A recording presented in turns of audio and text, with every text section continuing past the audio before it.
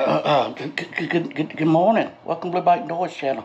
We are checking out. This room's brighter than the Holiday Inn. Yeah, it's bright. It's groovy 60, man. Welcome to Blue Bike Noise Channel. Run that intro.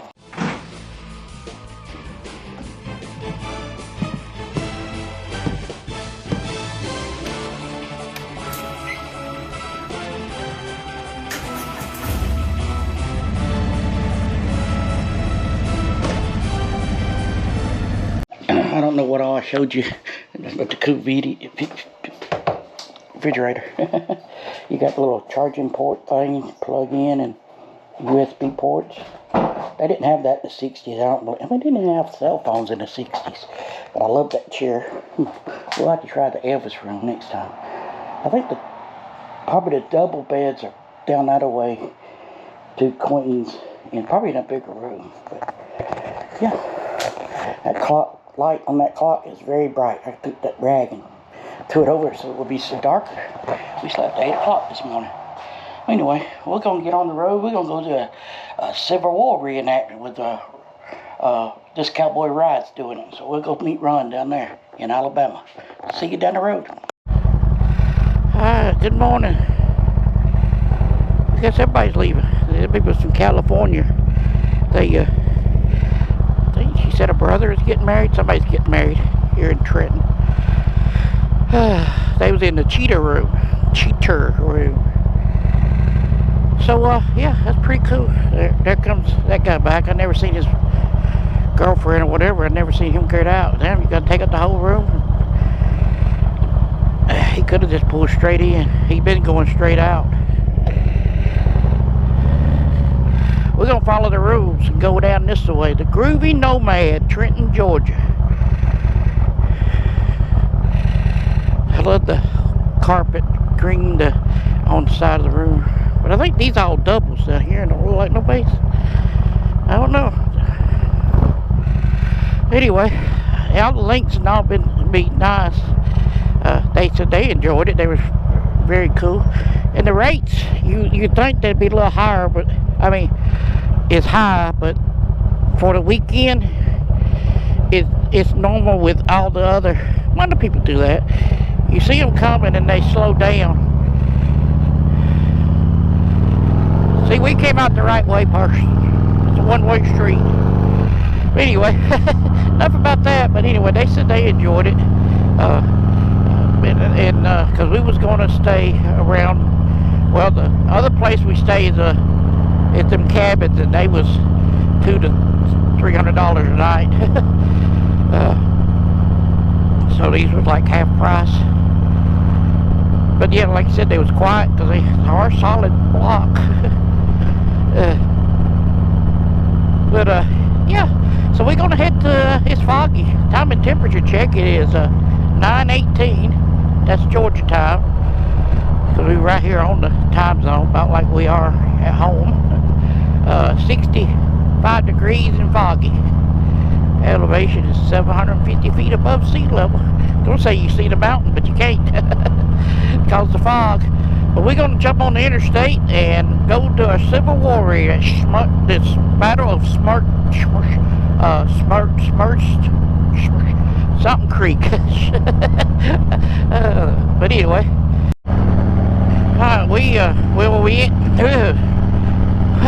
We are in Crossville. We're about 3 miles from the battlefield. You know, it's part of our history, right? Like it or love it, or dislike it or ever. Anyway, we're gonna go out here and meet this Cowboy-Rides. He does a lot of the reenactments and all. So, yeah, Skirum Creek Battle. Yep. I don't know if I'm saying it right or wrong.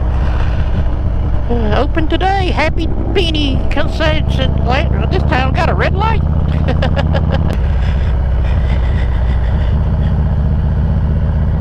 It's pretty neat. If you ain't never been to a Civil War reenactment, I've been to a couple. One in Point Mallard, Decatur, and Resaca Creek, and I think that's the only two I've really been to. Rosaka Creek or Rosaka was there at the Tunnel Hill with the great locomotive chase went through. It's pretty neat. I see flags, the infantry's, different states and regiments and all.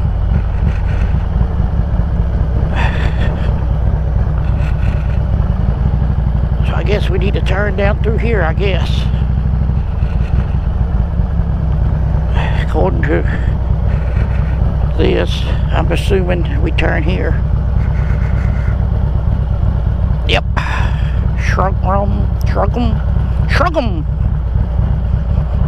Shrunkum Creek. He said he was directing traffic, so he probably up here.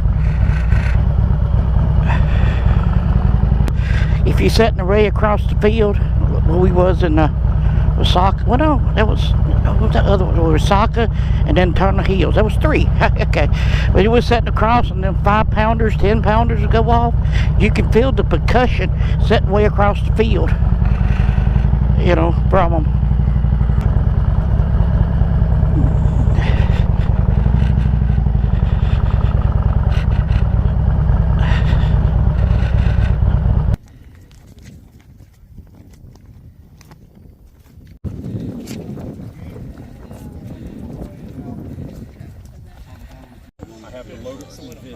Not on the back like modern way. I have to do it at the front. So I bring it around in front of me. I reach into my cartridge box, which has little packets that have bullets and gunpowder already in them.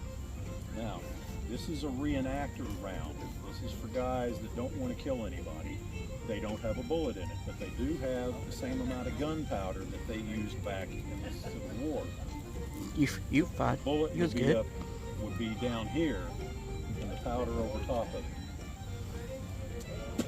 So I tear off the back end and I pour the powder in. I thumb the bullet down so that it doesn't fall off, and then I bring the ramrod out, put it on top of the bullet, and I push the bullet down to the back on top of the powder, all the way to the back. Because if it doesn't go all the way to the back and I try to shoot it, the barrel can blow up and I can kill myself. Bring the ramrod out and put it back into the slot because I don't want to shoot this down range and then I can't shoot anymore.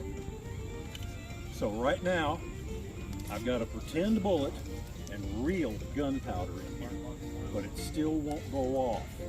I need something to make the gunpowder go off. So, one click. That's a safety position called half-cocked. Have you ever heard the term "don't go off half-cocked"? That's where it comes from. Have you ever heard the term lock, stock, and barrel? This is the lock, the wood is the stock, the metal is the barrel. They're both military terms. So I'm going to reach down into this other little pack that I've got here. And I'm going to take out what's called a percussion cap. And it's just a tiny little piece of metal with an explosive inside of it. And I'm going to put it on that cone there that has a hole that goes down into the chamber where the gunpowder is. And when that hammer comes down and hits it hard, it sets off the explosive, sends the fire down in there, and that sets off the powder. If I pull this back one more time, it's ready to shoot. So I'm going to show you how that happens. I'm going to shoot that away.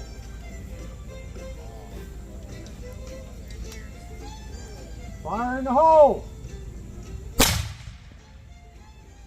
And now I've got to do it all over again.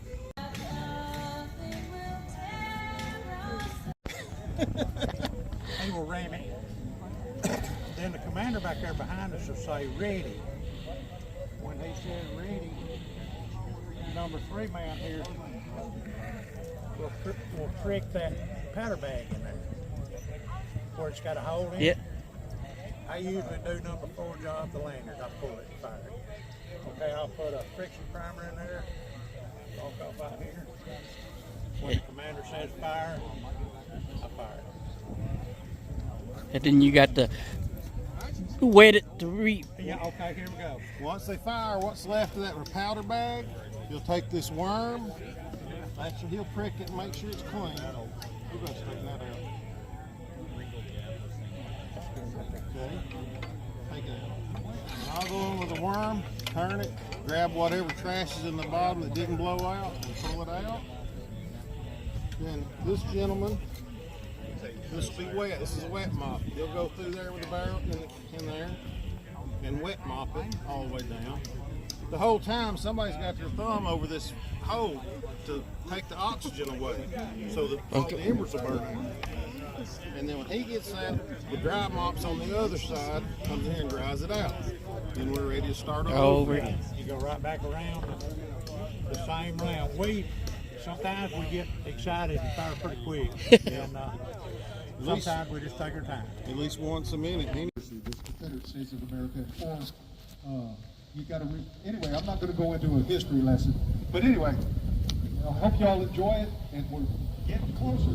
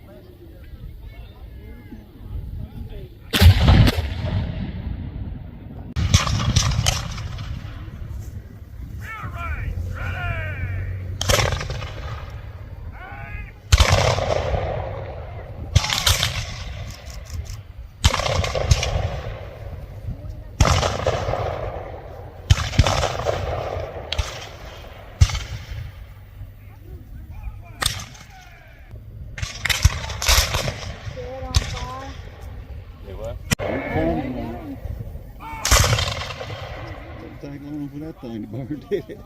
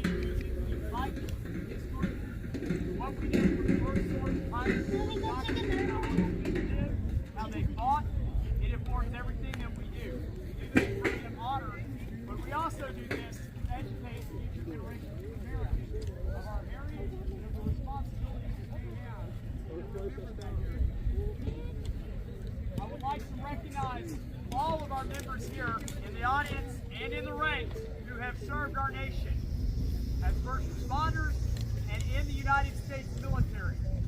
If you're one of those people, please step forward. Be seen.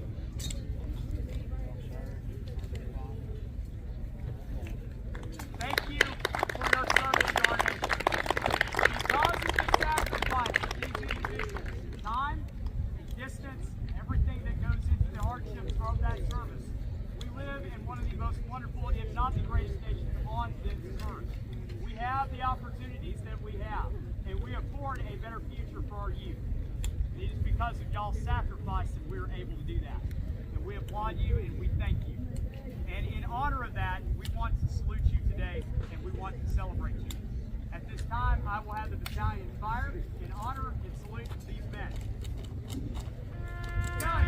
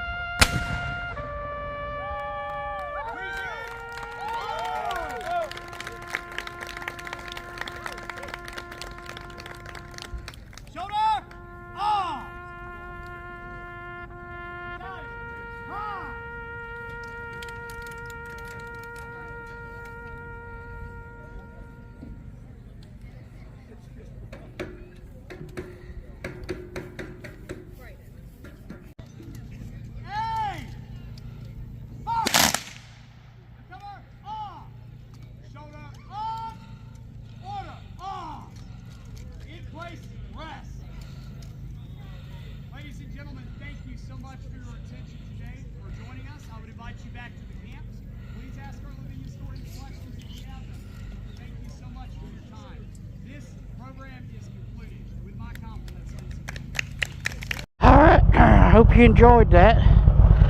So we got to get out of this field. We parked here and there, a bunch of other motorcycles when we came back out.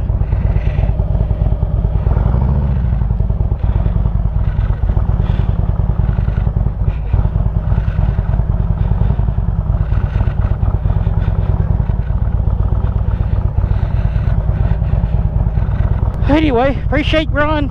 This Cowboy-Rides, I'll link him, but he fighting us out and all, and had fun. Give him a minute, we'll be out this road. I don't know how far this road go out. It ain't the way we came in. Alright. So we got 77 miles to get home. It's 3 o'clock Alabama time. That means 4 o'clock, so we'll probably get home at 6 o'clock. It's pretty neat. I hope you enjoyed it. Don't think it's, you know, whatever. It's part of history. So go check out that video there. That one there. Hit that subscribe button over there and give me a thumbs up. We'll see you down the road.